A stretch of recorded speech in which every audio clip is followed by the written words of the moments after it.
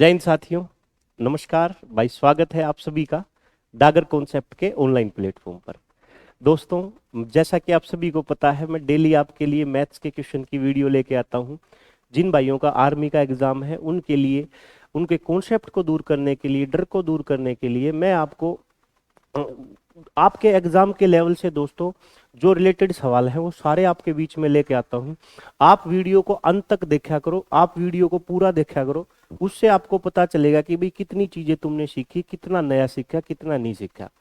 दोस्तों, मैं खाली वो सवाल कराता हूं जो आपके लेवल के हैं। आपसे लेवल कभी ऊपर नहीं जाऊंगा मैं। जितने आपके लेवल के एग्जाम की चीजें हैं वही मैं आपको कवर कराता रहूंगा। ठीक है, चलिए शुरुआत करते हैं आज के सेशन की। और जैसा कि आप सभी को पता है कि 25 क्वेश्चन मैंने कल कराए थे, आज हम क्वेश्चन नंबर 26 से शुरुआत करने वाले हैं। तो दोस्तों टोटल फिर 50 क्वेश्चन हो जाएंगे हमारे पास। ठीक है, चलिए शुरुआत करते हैं भाई। अच्छा दोस्तों, ये एक छोटी सी जानकारी मैं आपको देना चाहूंगा। खुशी की बात है, एक मैराथन मैं आपके लिए ले चुका हूं। दोस्तों कल एक और मैराथन लेके आने वाला हूं। कल शाम को 7 बजे तैयार रहिएगा डागर कॉन्सेप्ट के ऑनलाइन चैनल पे। दोस्तों मैं आप सबके बीच में लेके आने वाला हूं एक और मैराथन क्लास, जिसमें हम मैथ्स के महत्वपूर्ण क्वेश्चन सोल्व करने वाले हैं। पूरे मैथ्स का निचोड़ इसमें हम निकाल देंगे। दोस्तों आपको मैथ्स का डर खत्म करके भेजेंगे एग्जाम में। और दोस्तों कोशिश रहेगी मेरी कि कल एक मैराथन क्लास लेके उसके बाद में एक कंप्लीट 50 क्वेश्चन का पेपर आपके बीच में लेके आऊं और आप एनालिसिस कर पाओ कि भाई आप 50 में से कितने ठीक कर पा रहे हो। ठीक है, तो लेके आऊंगा मैं आपके लिए जरूर। ठीक है भाई, चलते हैं अगले आज के सेशन की ओर। चलिए दोस्तों, ये आज का अपना 25 सवाल हम कर चुके हैं। क्वेश्चन नंबर 26वां है ये। दोस्तों एक छोटी सी बात मैं आपको बता दूं, देखो ये कुछ इंपॉर्टेंट फॉर्मूले हैं जहां से आपसे डायरेक्ट एग्जाम में सवाल पूछता है। दोस्तों आप ये एक तो ये फॉर्मूला याद कर लीजिए, ए स्क्वायर माइनस बी स्क्वायर वाला, जो बराबर होता है ए प्लस बी के, ए माइनस बी के। दोस्तों आप एक फॉर्मूला ये याद कर लिए कि भाई ए प्लस बी का जो होल स्क्वायर होता है वो दोस्तों ए का स्क्वायर प्लस बी का स्क्वायर प्लस 2ab होता है। दोस्तों आप एक ये फॉर्मूला याद रख लीजिएगा कि भाई ए माइनस बी का होल स्क्वायर होता है A square plus B square minus 2ab के। दोस्तों एक फॉर्मूला होता है ए प्लस बी का whole cube. A plus B का होल क्यूब बराबर होता है A cube plus B cube plus 3ab कोष्टक में ए प्लस में बी। दोस्तों एक फॉर्मूला ये याद कर लेना, ए माइनस बी का होल क्यूब। ए माइनस बी का होल क्यूब होता है, ये जहां पे भी पिछले में प्लस आया है वहां पे माइनस आ जाएगा। A cube minus B cube minus 3ab कोष्टक ए प्लस में, सॉरी ए माइनस में बी। दोस्तों एक और जैसे ये फॉर्मूले थे और अपने पास बच जाते हैं ए माइनस बी क्यूब वाले हो गए। ये दोस्तों 5 फॉर्मूले इंपोर्टेंट हो गए, 1 2 3 4 5। 3-4 फॉर्मूले और इंपोर्टेंट हैं, वो क्या है देखिए। दोस्तों ये फॉर्मूला होता है ए क्यूब प्लस बी के क्यूब का, तो ये बराबर होता है, ध्यान रखिएगा, ए प्लस बी कोष्टक A square minus A B plus का बी स्क्वायर। ये मोस्ट इंपोर्टेंट फॉर्मूला है दोस्तों, यहां से पेपर में जरूर सवाल बनता है। एक फॉर्मूला ऐसा ही होता है A cube minus B cube का, ये बराबर होता है दोस्तों ए minus B into A square plus में ए बी प्लस का बी स्क्वायर। ये दोनों मोस्ट इंपोर्टेंट फॉर्मूले हैं दोस्तों, यहां से सवाल पेपर में जरूर बनता है, इस बात को आप याद रखिएगा। फिर दोस्तों एक सवाल ये आया हुआ है एग्जाम में, मैं आपको बताऊं, ऐसे आया था कि यदि a plus B plus C equal to 0 हो तो A cube plus B cube plus C cube का मान बताइए। ये क्वेश्चन एग्जाम में आया था, पूछा था कि भाई यदि ए प्लस बी प्लस सी की वैल्यू को 0 कर दिया जाए तो आप ये बताइए A cube plus B cube plus C cube कितना होगा। तो याद रखिएगा दोस्तों, इस सवाल का उत्तर होता है 3abc। अगर ए प्लस बी प्लस सी की वैल्यू को इक्वल टू 0 कर दिया जाए तो A cube B cube C cube जो बराबर होता है वो मेरे भाई होता है 3abc के। ठीक है, एक छोटा सा फॉर्मूला आप और याद रख सकते हैं, A plus B plus C का होल स्क्वायर जो बराबर होता है दोस्तों A square plus B square plus C square plus 2ab plus 2bc plus 2ca। दोस्तों ये वो मोस्ट इंपोर्टेंट फॉर्मूले हैं जहां से आपसे एग्जाम में सवाल पूछेगा ही पूछेगा। ये 7-8 फॉर्मूले हैं, इनको आपने दोस्तों जरूर याद रखना है। फिर से मैं एक बार रिवाइज करा देता हूं। A square minus B square, most important formula है A plus B A minus B. दोस्तों कॉपी में इनको लिख लीजिए और इनको दोहरा लीजिए, यहां से सवाल पेपर में पक्का बनेगा। ए प्लस बी का whole square, A square plus B square plus 2ab, A minus B का whole square, A square plus B square minus 2ab, A plus B का whole cube, A cube B cube plus 3ab into A plus B, A minus B का whole cube, A cube B cube minus 3ab into A minus B. और दोस्तों ये है भाई A plus B का whole cube, A cube plus B का cube बराबर होता है A plus B into A square minus A B plus B का square, A cube minus B cube बराबर होता है A minus B into A square plus A B plus B का square. दोस्तों 100% यहां से पेपर में सवाल बनता है। दोस्तों यहां लिखा हुआ है यदि a plus B plus C equal to 0 हो, यह सवाल आर्मी के एग्जाम में आ चुका है, इसको ध्यान रखिएगा, ये इंपॉर्टेंट सवाल है। ये फिर से आपसे पूछ सकता है कि यदि a plus B plus C equal to 0 है तो a cube B cube C cube का मान किसके बराबर होता है? उत्तर आएगा मेरे भाई 3abc। और दोस्तों लास्ट में ये a plus B plus C का होल स्क्वायर है, a square B square C square plus 2ab 2bc 2ca। उम्मीद है आप ये जरूर याद रखेंगे। तो मेरे भाई अपने से पूछ लिया था पेपर में ए क्यूब प्लस बी क्यूब किसके बराबर होगा, तो दोस्तों अभी बताया है ये बराबर होता है ए प्लस में B into A square minus A B plus का बी स्क्वायर। जिस ऑप्शन में ये मिल जाएगा वही अपना उत्तर हो जाएगा। दोस्तों A plus B A square plus B square minus A B, A option में ही लिखा हुआ है, तो दोस्तों यही अपना उत्तर हो जाएगा। बी सी और डी गलत हो जाएगा मेरे भाई। इस सवाल का जो उत्तर है वो आ जाएगा अपने पास A option, A plus B into A square minus A B plus B square. जो फॉर्मूले लिखवाए हैं मेरे भाई कॉपी में जरूर नोट करना, 7-8 फॉर्मूले हैं, कोई बड़ी चीज नहीं है। और 5-7 बार जब आप उनको गौर से देखोगे दोस्तों माइंड में सेट हो जाएंगे, एक सवाल वहां मिलने की उम्मीद है पक्का पक्का। चलिए भाई बढ़ते हैं दोस्तों अगले सवाल की ओर। देखो दोस्तों ये अगला सवाल है भाई, एक व्यापारी ने एक वस्तु को 300 रुपए में खरीदा और 5% की छूट दे दी, तो बताइए विक्रय मूल्य कितना होगा? ध्यान से सुनिएगा दोस्तों, जब भी हम किसी चीज का विक्रय मूल्य निकालते हैं ना, जब अपने को अंकित मूल्य दे रखा होता है, तो भाई हम क्या करते हैं, जो भी वस्तु का अंकित मूल्य दिया हुआ होता है वो इंटू जितने का डिस्काउंट होता है दोस्तों वो 100 से घटा के और मेरे भाई बटा में 100 लिख देते हैं। दोस्तों जितने का डिस्काउंट दिया हुआ होता है 100 से घटा के बटे 100 लिख देते हैं। कहता भाई वस्तु खरीदी 300 में और 5% की छूट दी, दोस्तों इसका मतलब 300 रुपए उसका अंकित मूल्य रहा होगा। फिर उसने 5% की छूट दे दी, तो 5% की छूट देगा तो 100 माइनस 5 95 बटे 100 लिख देंगे, 0 से 0 कट जाएंगी, 3 पंजे 15, 3 निम 27 और 1 28। इसका मतलब मेरे भाई 285 इस सवाल का उत्तर आ जाएगा, यानी कि इसका विक्रय मूल्य हो जाएगा 285। अब देखो यहाँ पे ये खरीदना है, खरीदने का 5% डिस्काउंट, डिस्काउंट हमेशा दोस्तों अंकित मूल्य पे दिया जाता है, ये बात याद रखना। तो ये 300 अंकित मूल्य रहा होगा, इसलिए इसका उत्तर कितना आ जाएगा 285। चलिए भाई बढ़ते हैं दोस्तों अगले सवाल की ओर। लिखा है दोस्तों एक घोड़े को 1432 रुपए में बेचने से 12% का लाभ हुआ, तो घोड़े का क्रय मूल्य कितना था? मेरे भाई आपको क्रय मूल्य वस्तु का निकालना आना चाहिए। क्रय मूल्य जब भी हम निकालते हैं, क्रय मूल्य निकलता है जो भी विक्रय मूल्य दे रखा होता है उसमें 100 से गुणा करते हैं दोस्तों, उसमें 100 से गुणा करते हैं। लाभ होता है तो 100 में नीचे जोड़ देते हैं, हानि होती है तो 100 से घटा देते हैं। सोल्व करने पे जो रिजल्ट आता है वो वस्तु का क्रय मूल्य निकल के आ जाता है। यहां अपने को घोड़े का विक्रय मूल्य बता रखा है मेरे भाई 1432। दोस्तों 1432 में हम गुणा कर देंगे 100 से, 12 का लाभ बताया है, 100 में 12 जोड़ देंगे दोस्तों 112 बन जाएगा। अब इसको हम काटेंगे, आसानी से उत्तर निकाल लेंगे।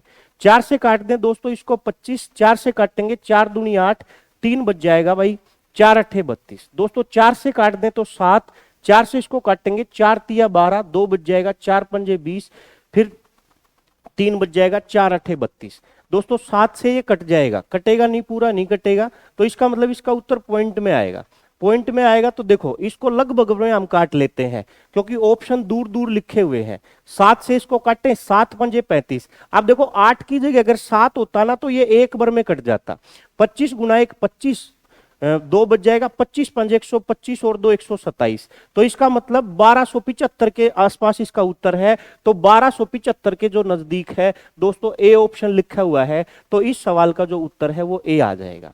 दोस्तों ये दिमाग भी आपने रखना है कि अगर कभी पॉइंट में वैल्यू जा रही है और आपको ये पता है कि यार उत्तर एग्जैक्ट तो आएगा नहीं, तो देखो 1200 और 1525 तो उत्तर हो ही नहीं सकता, तो हम ये देखेंगे कि यार पॉइंट वाला हो सकता है।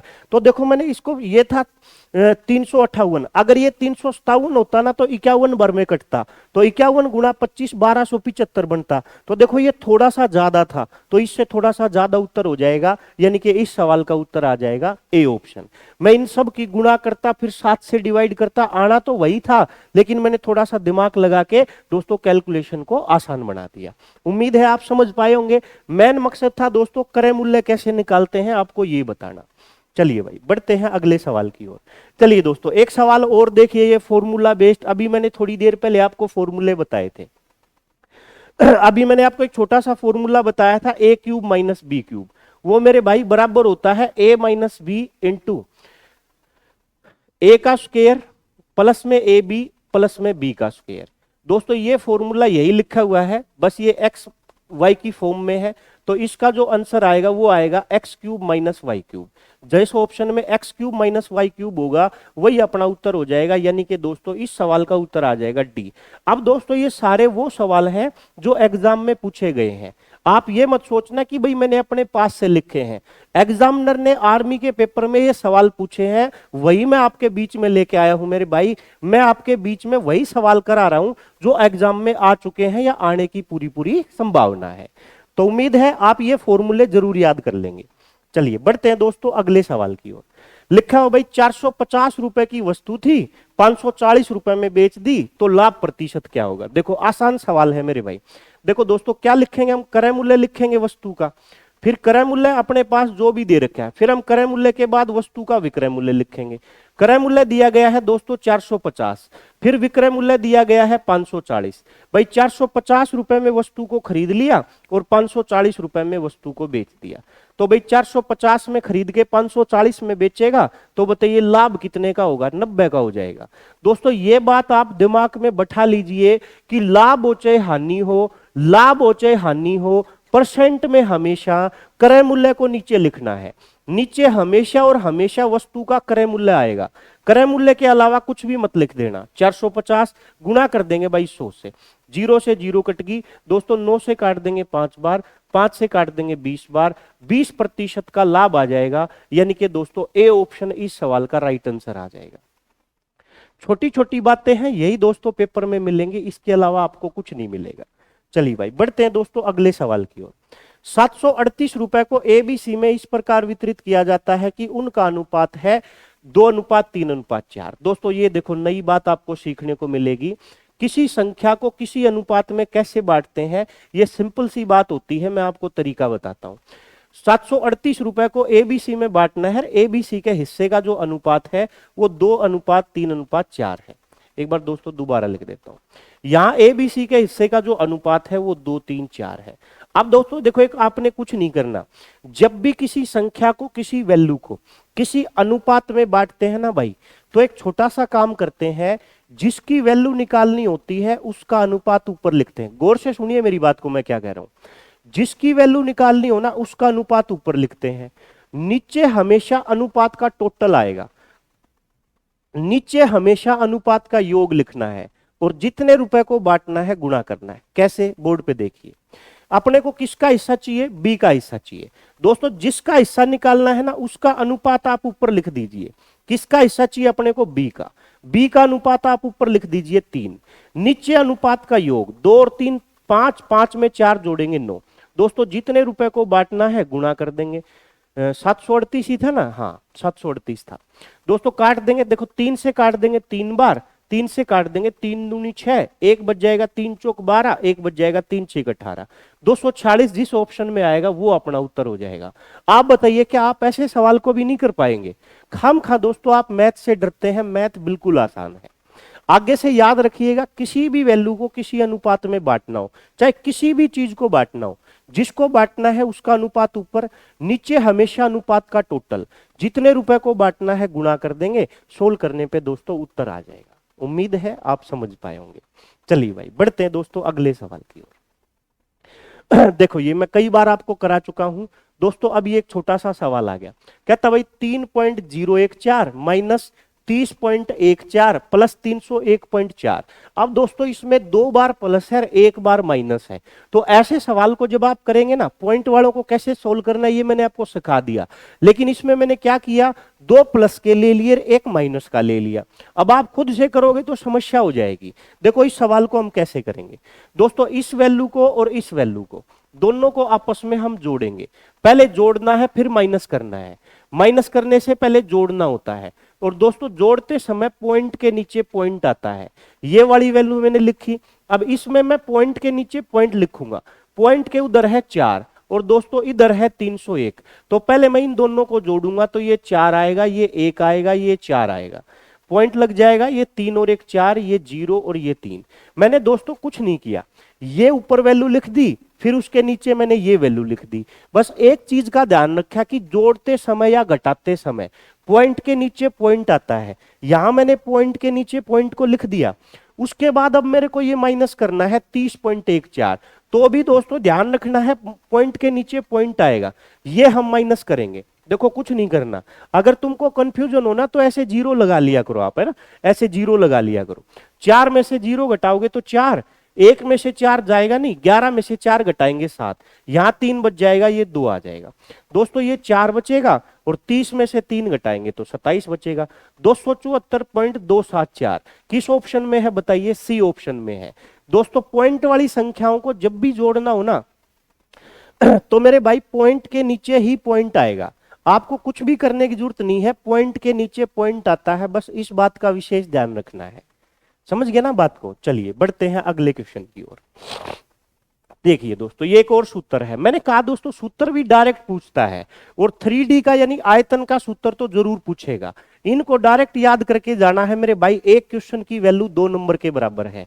ये 2 नंबर में आपसे कई बच्चे पीछे हो सकते हैं, 2 नंबर आपके सिलेक्शन का आधार है, एक एक क्वेश्चन आपके सिलेक्शन का आधार है। हर एक सवाल को ध्यान से करके जाइए।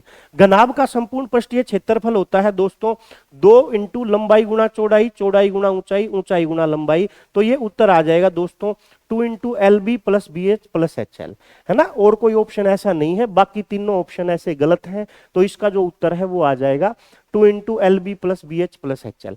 देखो घनाभ का आयतन क्या होता है, घनाभ का आयतन होता है लंबाई गुणा चौड़ाई गुणा ऊंचाई।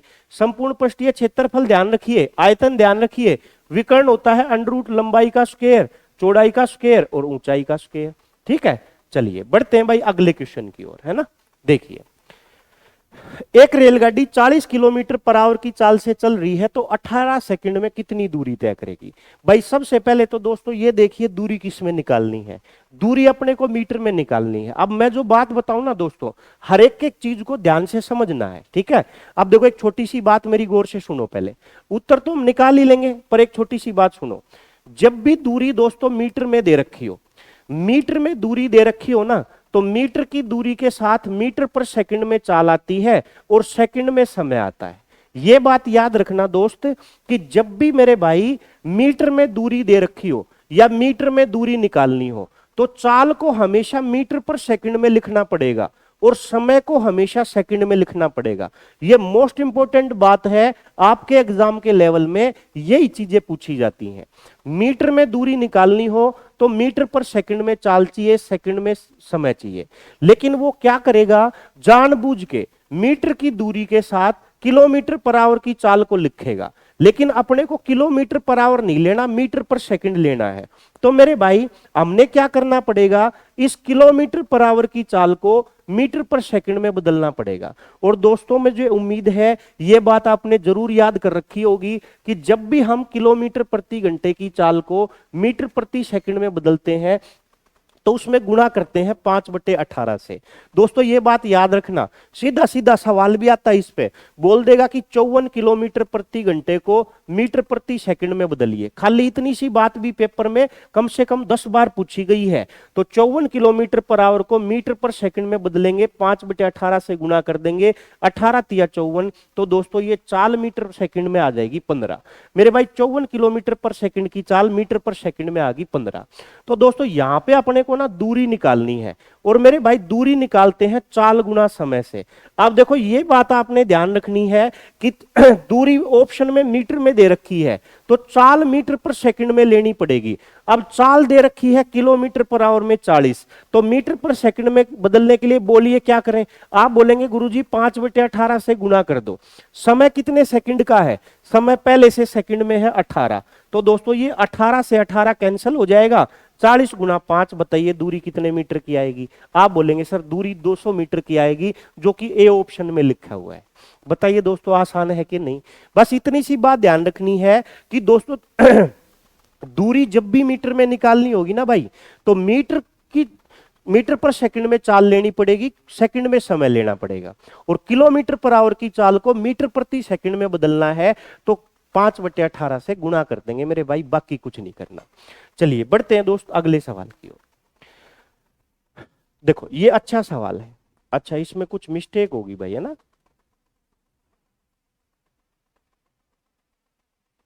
ये दोस्तों ऑप्शन शायद इसके और कुछ लिखे गए हैं ना, कोई बात नहीं है ना। चलिए सवाल पे ध्यान दीजिए, इस ऑप्शन को भूल जाइए। देखता हूं मैं एक बार अगले में तो गड़बड़ नहीं है। नहीं अगला सवाल ठीक है, बस इसी में गड़बड़ है, एक बार देख लीजिए। चलो ऑप्शन को भूल जाइए आप, है ना, ऑप्शन को भूल जाइए, बस सवाल को ध्यान दीजिए। लिखा हुआ है 21 चीजों को बेचने पर हुई हानि उनमें से 3 चीजों के विक्रय मूल्य के बराबर है। दोस्तों देखो इस ऑप्शन को भूल जाइए, क्या लिखा हुआ है भूल जाओ इसको, है ना।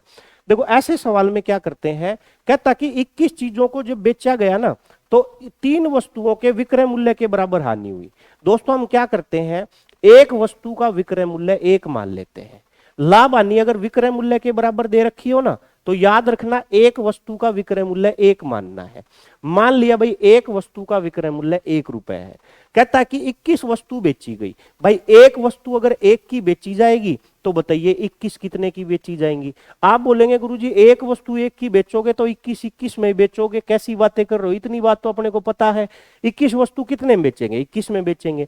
कहता है गुरुजी हानि हो जाएगी 3 की, तो भाई हानि 3 की हो जाएगी 3 वस्तुओं के विक्रय मूल्य के बराबर। एक का विक्रय मूल्य 1 है ना, तो 3 का विक्रय मूल्य कितना आ जाएगा 3। अब आप खुद सोचिए कि भाई आपने कोई चीज 21 रुपए में बेची, और 21 रुपए में बेचने से 3 की हानि होगी। आपने कोई चीज कितने में बेची 21 में बेचने से 3 की हानि हुई, तो सोचिए आपने वो कितने की खरीदी होगी, क्योंकि लाभ हानि हमेशा क्रय मूल्य पे निकलेगा। तो 21 में आपने बेची, 3 की आपको हानि हुई, तो 3 जुड़ जाएगा मेरे भाई। 21 रुपए में बेची, 3 की हानि हुई, तो इसका मतलब वो वस्तु आपने कितने में खरीदी होगी 24। हानि प्रतिशत निकालेंगे, नीचे हमेशा क्रय मूल्य आएगा। जितने की हानि है वो ऊपर, क्रय मूल्य नीचे, और गुणा कर देंगे दोस्तों 100 से। 3 8 24, 4 से काट देंगे 2, 4 से काट देंगे 25, 25/2 आप लिख सकते हो 12.5% या 12.5%। ऐसे लिखो, हो सकता है ऑप्शन में ऐसा हो सकता है ऑप्शन में ऐसा हो। ये सारे ऑप्शन दोस्तों ऐसे ही वाहियात दे दिए, मतलब ऐसे ये गलत लिखे हुए हैं, मिसप्रिंट है, ये गलत टाइप हो गया। तरीका मैंने आपको समझा दिया, ठीक है। ऐसा सवाल आए तो ऐसे होगा, एक वस्तु का विक्रय मूल्य 1 मान लेना, लाभ होता तो यहां घट जाता, हानि थी तो जुड़ गया, बस उत्तर निकाल दिया 12.5। चलिए भाई ये दोस्तों फिर से एक खुशखबरी मैं आपको देना चाह रहा हूं कि भाई कल अपनी मैराथन क्लास होनी है। भाई जो भी साथी हो ना दोस्त, विश्वास रखना, और कल 7 बजे सभी भाइयों ने लाइव जरूर जुड़ना है। कल की क्लास मैराथन क्लास में आपको सारे अच्छे अच्छे सवाल कराऊंगा, आपके काम के सवाल कराऊंगा, पेपर में जो छपेंगे वही सवाल कराऊंगा। मेरे भाई जरूर कल शाम 7 बजे लाइव जुड़ना है, और यार दोस्तों को भी जुड़ना है। जिन भी बच्चों का पेपर है ना, उनको भी दोस्त जरूर जोड़ना है ना। आपके विश्वास पे है दोस्तों सारी चीजें।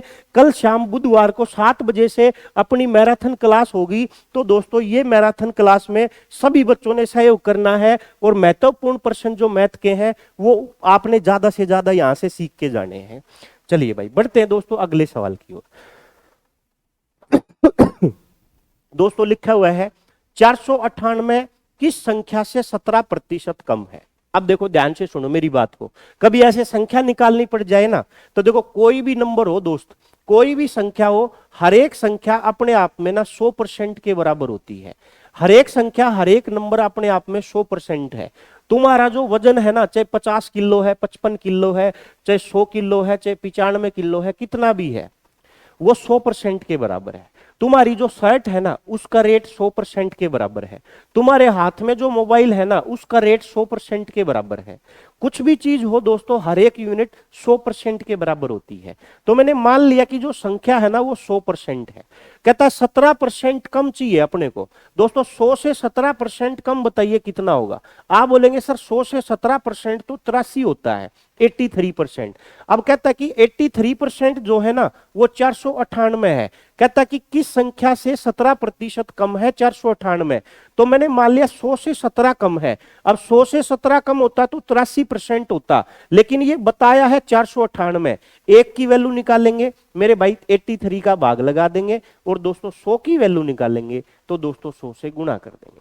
अब देखो एक बार ये 6 से कटेगा कि नहीं, 6 गुणा 3 18, 6 गुणा 8 48 और 1 49, 6 बार में कट जाएगा। तो इसका मतलब ये जो संख्या है ना ये वास्तव में है कितनी, 600।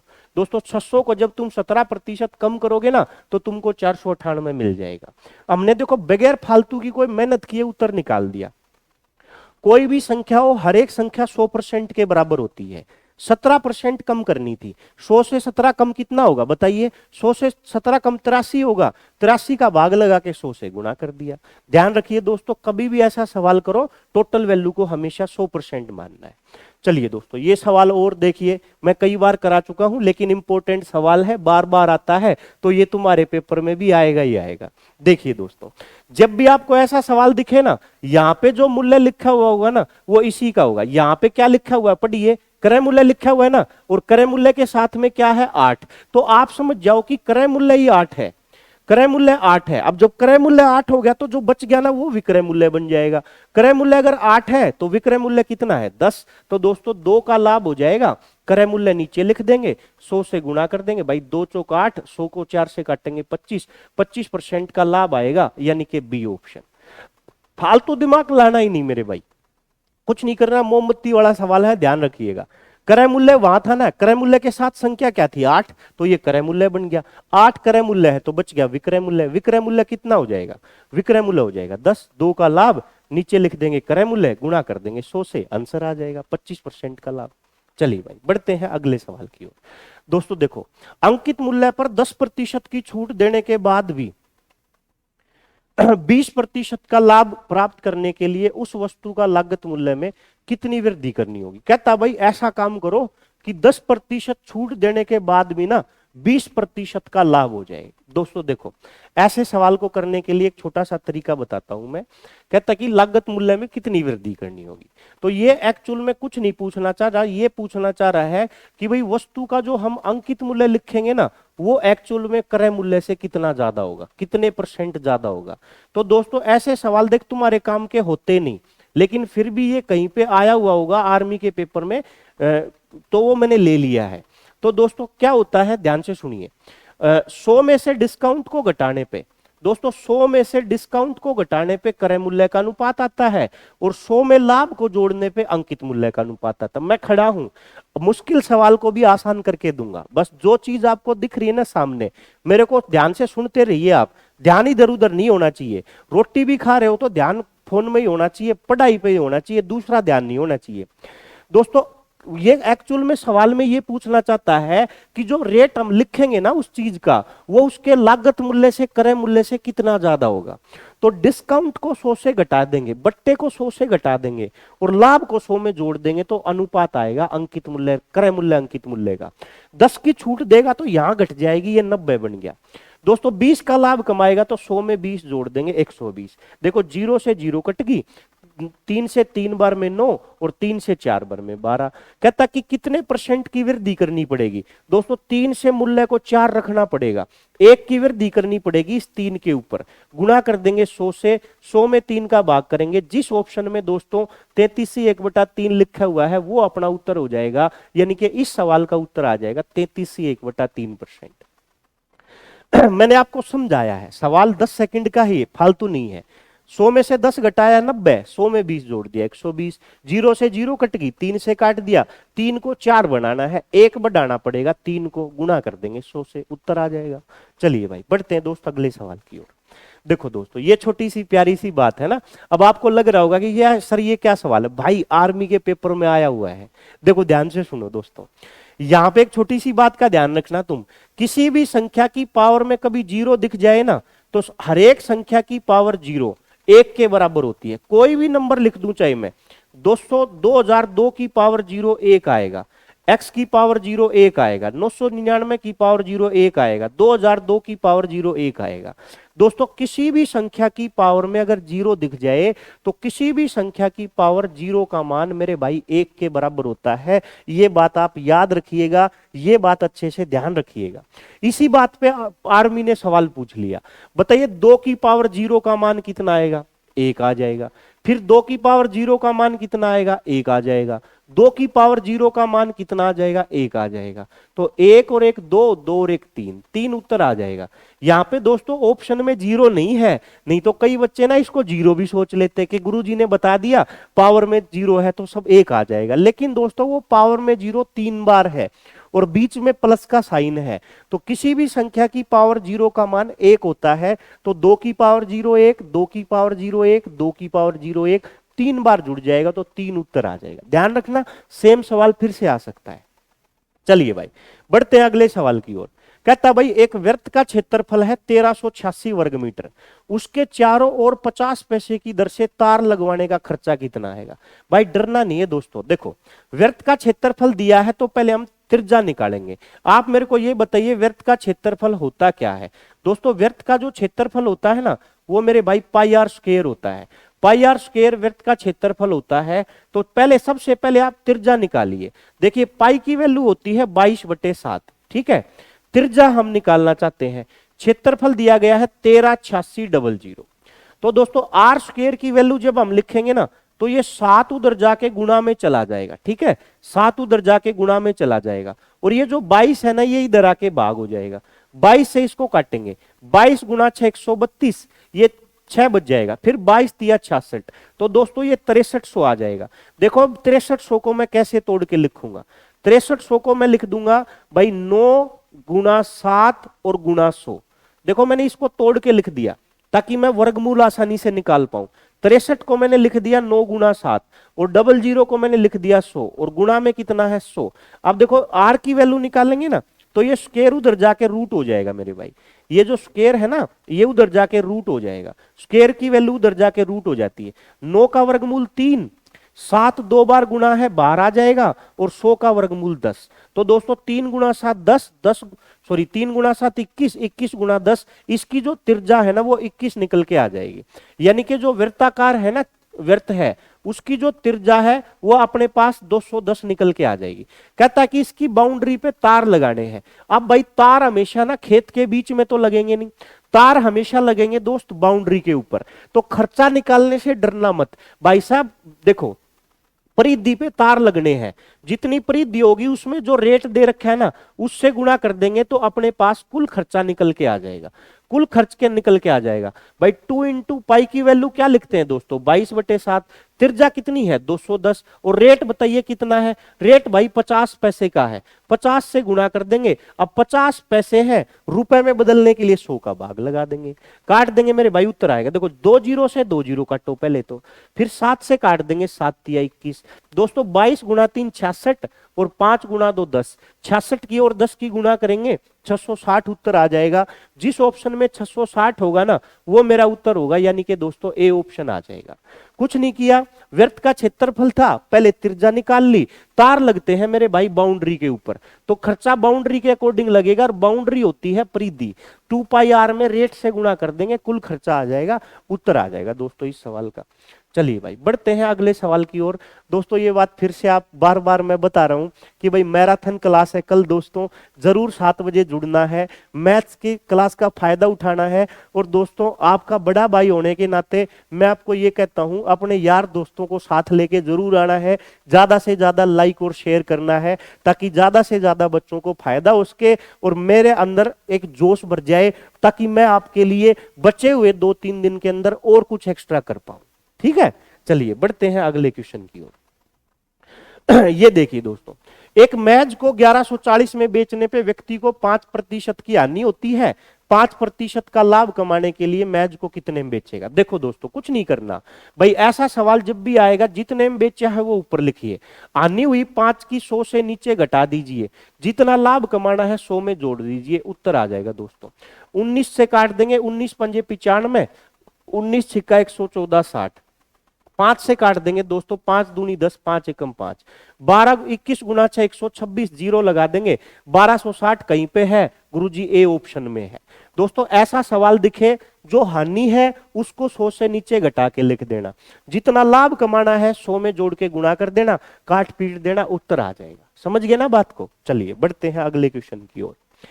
यदि चावल के मूल्य में 25% की वृद्धि हो जाए तो एक गृह स्वामी उसकी खपत को कितना कम करे कि खर्च पे कुछ फर्क ना पड़े। देखो दोस्तों ध्यान से सुनो, ऐसे सवाल में क्या करता है मेरे भाई, एक बार वृद्धि बता के बाद में कमी पूछ लेता है, या एक बार कमी बता के बाद में वृद्धि पूछ लेता है। तो ऐसे सवाल में कुछ नहीं करना होता, यहां लिखी लाइन को पढ़ना तुम्हें ना, गौर से सुनो मेरी बात को, यहां लिखी लाइन को पढ़ देंगे, 25% दे रखा है उठा के लिख लेंगे। अगर दोस्तों ये 25% की वृद्धि है तो 25 को नीचे 100 में जोड़ के लिखना है, अगर वो 25 की कमी है तो उसको 100 से कम करके लिखना है। 25 की वृद्धि है, 100 में 25 जोड़ देंगे और दोस्तों गुणा कर देंगे 100 से, मेरे भाई काट देंगे, 25 पंजे 125, 5 से काट देंगे दोस्तों, 20% इस सवाल का उत्तर आ जाएगा, उत्तर आ जाएगा 20%। देखो सवाल को जब पढ़ोगे ना भाई साहब डरावना दिखेगा, सवाल डरावना दिखेगा, वृद्धि दे दी बाद में कमी पूछ ली, तो दोस्तों जो पहले दिया होता है ना उसको देखते हैं, जो दिया है उठा के लिख दिया सॉरी भाई, वृद्धि है तो नीचे जोड़ देंगे दोस्तों, गुणा कर देंगे 100 से, ठीक है ना। थोड़ी तबीयत डाउन चल रही है मेरे भाई, लेकिन आपके लिए कोई दिक्कत नहीं है, मैं चीजें आपके लिए लेके आता रहूंगा। देखो छोटा सा सवाल है, अब आर्मी में ऐसा ही सवाल आएंगे और क्या आएगा, लिखा हुआ भाई 59,312 में 3 का स्थानीय मान और जातीय मान का अंतर क्या है। तो सबसे पहले आपको दोस्तों स्थानीय मान निकालना सिखाता हूं। देखो जिस अंक के बारे में पूछा हुआ हो ना पहले उसको लिखिए, उसके बाद जितने अंक हैं उतनी जीरो लगाइए, 3 के बाद 1 और 1 2, 2 अंक है तो 2 जीरो, ये तो दोस्तों उसका आ गया स्थानीय मान। और जातीय मान दोस्तों किसी भी अंक का वो खुद होता है, 3 का जातीय मान 3 है, 9 का 9 है, 5 का 5 है, 3 का जातीय मान 3 रहेगा, तो 300 का 3 का अंतर पूछा है, 300 और 3 का अंतर कितना आ जाएगा 297। किस ऑप्शन में लिखा हुआ है, डी ऑप्शन में। उम्मीद है आप समझ गए होंगे। चलिए भाई अगला है 500 रुपए 5% की दर से कितने वर्षों में 600 रुपए हो जाएंगे। दोस्तों साधारण ब्याज का सवाल आएगा तो ऐसा सिंपल सा आएगा, कुछ मत करिए, बस एक ब्याज निकालने का फॉर्मूला याद रखिए। ब्याज निकालते हैं मेरे भाई मूलधन गुणा दर गुणा समय बटे 100 से। दोस्तों ब्याज निकालते हैं मूलधन गुणा दर गुणा समय बटे 100 से। दोस्तों ब्याज देखो 500 रुपए की राशि अगर 600 हो जाएगी तो ब्याज उसमें मिलेगा 100 रुपए। अब तुम गलती से ना यहां पे 600 मत लिख देना, क्योंकि 600 रुपए मिश्र धन है और मिश्र धन में से मूलधन को घटाने पे ब्याज आता है, ब्याज आ जाएगा 100, मूलधन है 500, दर है 5, टाइम निकालना है और बटे कर देंगे 100, 2 जीरो से 2 जीरो कट गई, 5 से काट देंगे 20, 5 से काट देंगे 4, दोस्तों उत्तर आ गया 4 वर्ष। बताइए इसमें क्या है ऐसा। ब्याज निकालने का सिंपल सा फॉर्मूला याद रखना, मूलधन गुणा दर गुणा समय बटे 100। 500 रुपए 600 होंगे तो ब्याज 100 आएगा, 500 रुपए पर दर 5 है, समय निकालना बटे 100, 2 जीरो से 2 जीरो कट गई, 5 से काट दिया 20, 5 से काट दिया 4, उत्तर आ गया भाई 4। चलिए बढ़ते हैं मेरे भाई अगले सवाल की। किसी समकोण त्रिभुज में एक कोण 80 का है तो तीसरा। अब देखो ध्यान से, आर्मी के पेपर का ये फेवरेट सवाल है दोस्तों। अब आप देखो बच्चा क्या सोचेगा, यार त्रिभुज में तो 3 कोण होते हैं और उसने तो एक ही कोण दिया, मैं तीसरा कैसे निकालूं। लेकिन दोस्तों उसने यहां लिख दिया समकोण त्रिभुज। अब आपको यह पता होना चाहिए कि समकोण का मतलब होता है 90 डिग्री। दोस्तों समकोण का मतलब 90 डिग्री होता है, ये बात दिमाग में बैठा लेना। समकोण का मतलब होता है 90 डिग्री, यानी कि एक कोण 90 डिग्री का है, एक 80 का दिया है। त्रिभुज के तीनों कोणों का योग 180 होता है। तो दोस्तों यहां पे ये 80 का है, ये 90 का है, तो बच जाएगा 10 का, यानी कि डी ऑप्शन इस सवाल का उत्तर आ जाएगा। अब दोस्तों यहां से ना इसी सवाल से इसी बात से एक सवाल और बनता है, और वो ये बनता है कि मेरे भाई कौन से त्रिभुज में इसके दो कोणों का योग तीसरे कोण के बराबर होता है, तो उत्तर होता है समकोण त्रिभुज। याद रखना इस बात को। आप बताइए 80 और 10 का योग कितना होगा? 90 ही तो होगा। और तीसरा कोण कितने का? 90 का। तो आपसे पूछेगा बताइए किस त्रिभुज में इसके दो कोणों का योग तीसरे के बराबर होता है, तो उत्तर बोल देंगे दोस्तों समकोण त्रिभुज। चलिए भाई बढ़ते हैं दोस्तों अगले सवाल की ओर। देखो यह दो नल एक टंकी को 20-30 मिनट में भरते हैं, दोनों को एक साथ खोलने पे टंकी को कितनी देर में भर देंगे? दोस्तों ऐसे सवाल को करने के दो तरीके होते हैं। एक तो ऐसे सवाल को हम एलसीएम लेके करते हैं, भाई ए नल भरता है 20 मिनट में, बी नल भरता है 30 मिनट में, एलसीएम लेंगे इसका 60। एलसीएम का मतलब एक ऐसा नंबर जो इन दोनों से कटे 60। 20 से 3 बार में, 30 से 2 बार में, 60 टंकी को भरना है, दोनों की क्षमता से भाग करेंगे, 3 और 2 5 से, उत्तर आ जाएगा वे 12। दोस्तों अगर आपको यह तरीका ठीक नहीं लगता तो ऊपर इन दोनों की गुणा कीजिए, नीचे दोनों को जोड़ के लिख दीजिए, उत्तर आ जाएगा। यह दूसरा तरीका है। ऊपर दोनों को गुणा करना है 20 गुणा 30, नीचे दोनों को जोड़ना है 20 प्लस 30। देखो 0 से 0 कट गई, 5 6 30, 6 गुणा 2, उत्तर आ जाएगा 12। जो बेटर तरीका लगे ना आप उससे कर लो। आपको एलसीएम अच्छा लगा एलसीएम से कर लो, नहीं तो ऊपर दोनों की गुणा नीचे दोनों को जोड़ के लिख दो, उत्तर आ जाएगा। देखिए एक व्यक्ति ने एक वस्तु को 20% की हानि पर बेचा। यदि वह उसे 200 रुपए ज्यादा में बेचता तो उसे 5% का लाभ होता। तो कहता है कि उस वस्तु का लागत मूल्य कितना। देखो दोस्तों ये भी अच्छा सवाल है, ये अब तक मैंने आपको नहीं कराया है, ध्यान से सुनिए कैसे करेंगे। देखो ऐसे सवाल को ना हमेशा 100% मान के करते हैं। मान लिया भाई वस्तु का जो लागत मूल्य था ना दोस्तों वो 100% था।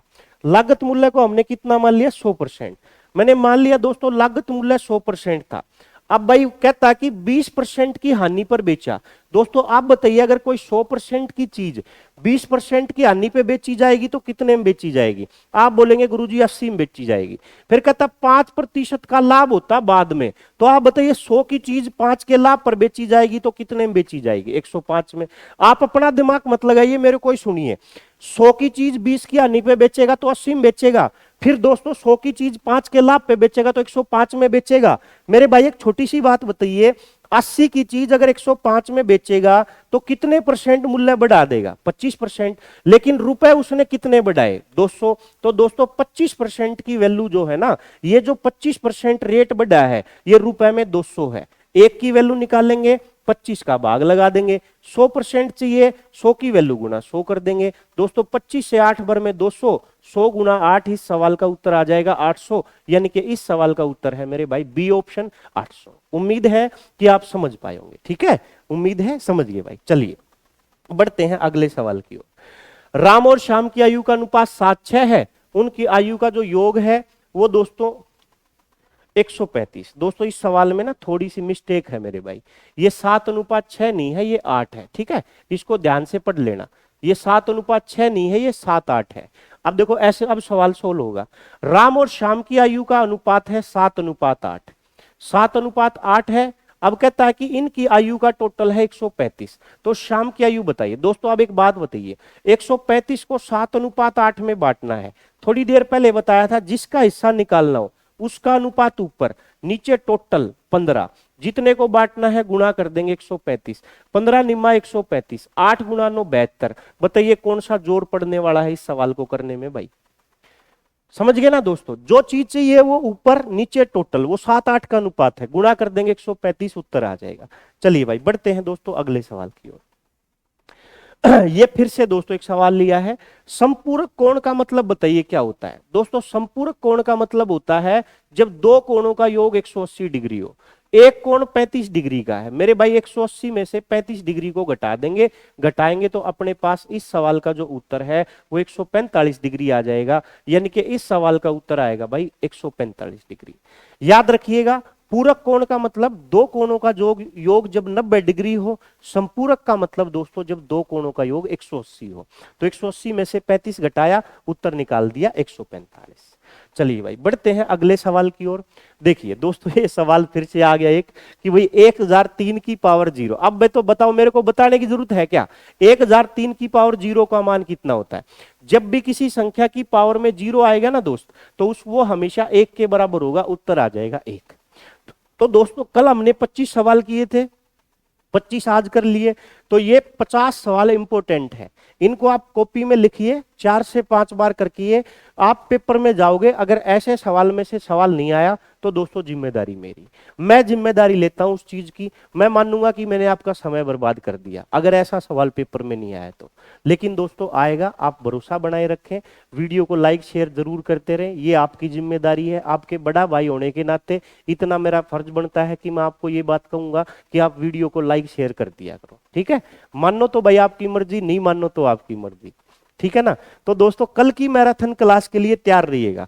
दोस्तों ये जिम्मेदारी की भी आपकी है कि कल की जो मैराथन क्लास लेंगे उसमें ज्यादा से ज्यादा लाइक शेयर करना है। महत्वपूर्ण सवाल हम करने वाले हैं कल दोस्तों शाम को 7 बजे से मैराथन क्लास की क्लास शुरू हो जाएगी और इस क्लास को ज्यादा से ज्यादा लाइक शेयर करना दोस्तों। चलिए कल फिर मिलेंगे इसी उत्साह उमंग के साथ। आप अपना प्यार यूं ही बनाए रखिए। धन्यवाद दोस्तों, लाइक शेयर करते रहिए। जय हिंद, जय भारत।